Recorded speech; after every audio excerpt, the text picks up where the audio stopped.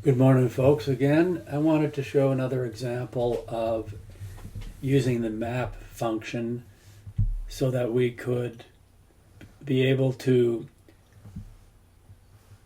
move from having to copy a formula down into being able to use a single formula in the header. So in this example, this is a rather complex sheet we have where we take our regions in this column here, column J. We take our regions and we move them when we put a row into a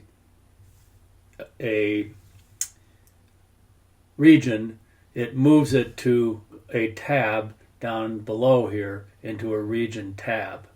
And when we do that, then on the region tab, for example, here we have this region tab. When we look at this region tab, once something's approved or not approved, we need to be able to see that back here on staging.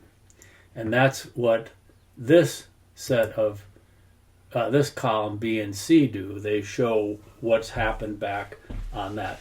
Now notice in this example, this is a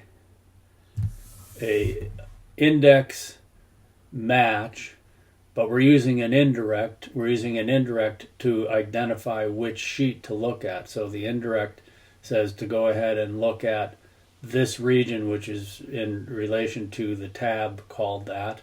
And then we're looking in this range, and then we're matching again that in column D, we're matching this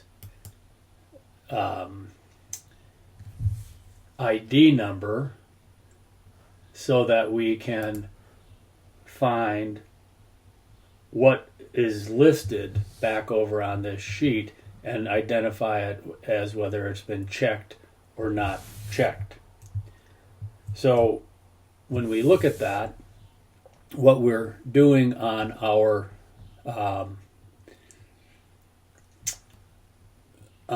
function here, the issue was at a certain point, if you came down here far enough and you start adding, notice these formulas were not copied down, which meant that the user, and at some point in here, you can jump up and we'll see at some point the formula was not copied down, which meant that the user right there is where we started.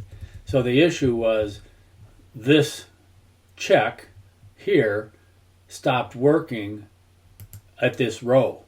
And then the user who was managing this sheet had to manually type in these trues and falses. Well, that's kind of defeated the purpose. So what we were looking for was a solution that put a single formula into the header row that would achieve the same objective. So we're using a array literal to give the header row a name, and then we're using this same formula, if error index indirect, but instead we're using the map function lambda, and we're identifying the two columns, J, which is our region, and D, which is our ID. And then the lambda is the region and the ID. And if we remember what the other formula said, this where it says region, it would have said J2J, and where it says ID, it would have said D2D. So now with the map function, a single formula solves this problem, and now we don't have to worry about copying the data down.